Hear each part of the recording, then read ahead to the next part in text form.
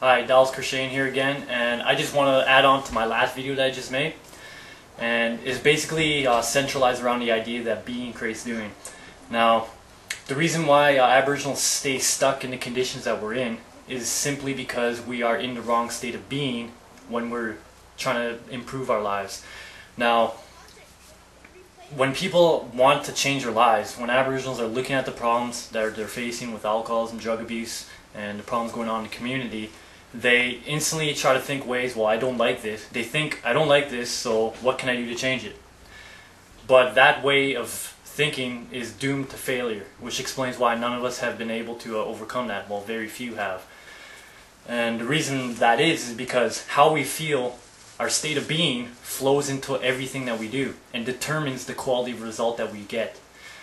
And that even flows into our planning, the opportunities that we notice. So if we're in a negative state of being and we're trying to be against something, that doesn't work, because our subconscious minds, if you say, well, I don't want to be hungry, your subconscious mind will make that happen in 100 different ways that may or may not be good for you. For example, your subconscious mind may recognize that other people will take care of you if you starve yourself, right? So your subconscious mind will produce those behaviors in you, or some other negative behavior that you don't like. So when you're trying to be against something, you're actually perpetuating that condition. Now, to overcome that, you have to be for something. And what you have to be for is your personal values. Now, the reason why people become depressed and they become angry is one cause: feeling that they have no choice or control over their lives. More importantly, their values. Now, values are something that you hold dear to you, something that's really important to you, such as family. And values aren't something like, wealth, status, recognition. Those are a result of values. Those happen naturally when we live our values.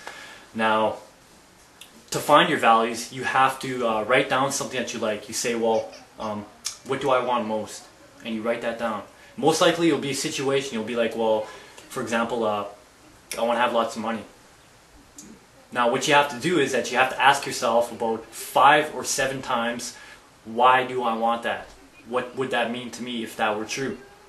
And what you do is that as you keep stepping back, you eventually get to the core value, the one thing where that all flows from. And usually the reason is just to be happy or to be yourself. Now, there's hundreds of ways to uphold your core values. There's hundreds of ways of doing that. So you can eliminate depression and aggression by finding your values and living them. And you naturally eliminate the hundreds and other little problems that are currently facing you in your life, whether it be failed relationships, alcohol, drug abuse, substance abuse. That all naturally changes as a result. Now, the reason why this idea works, that your state of being flows into what you're doing, is simply because if you look at Olympic athletes, when they decided to do what they were doing in life, they didn't think as children, oh, I'm going to become an Olympian. No, they just loved to do what they're doing, and that flowed into what they did, which enabled them to become the best in the world. Because they love what they're doing so much, that state of being determined the quality of result they received, and determined their motivation and persistence to keep at it. Now, that's why you have to find your true values, find what really moves you and makes you feel good inside, that access those states of feeling joyful, feeling prosperous, feeling confident, because all the thoughts will flow from that, and you'll gain access to faculties, talents, and abilities you had no idea you actually possessed. And that's all from within. That's not created externally, but it shows externally as motivation, effort, persistence. So to change your life, you have to find your true values and uncover them. You have to give your mind, your subconscious mind, new orders to uphold, new orders to follow through with, and it will do that for you automatically, effortlessly, and you'll notice opportunities around you where you can actually do this. Now, another thing that a lot of people want in life, they say they want wealth, they want money. Now, I'm going to tell you something about money that's actually going to show you how to create wealth by using the opportunities and talents you have around you right now. After a lot of thinking about this, about money, what is money, was my question. What is money? And I started thinking about, I started going back, how money is created, and I just fried my mind trying to figure it out. But I figured out that money simply represents an exchange of value. I got this conclusion by looking at cavemen when they had no money. You know, value to them was fire. Value to them was a hunter who can hunt and provide food for the community. Now, because that was value that hunter was providing, the other community members trade and barter that value for other values such as arrowheads, new technologies, or anything that can benefit that other person.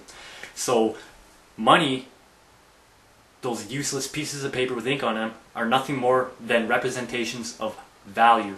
Then if you can find value, if you can provide value for other people in their lives, they'll exchange huge amounts of money for that. That's why doctors get paid so much, because people have such high value on life that they're willing to pay a lot of money for that.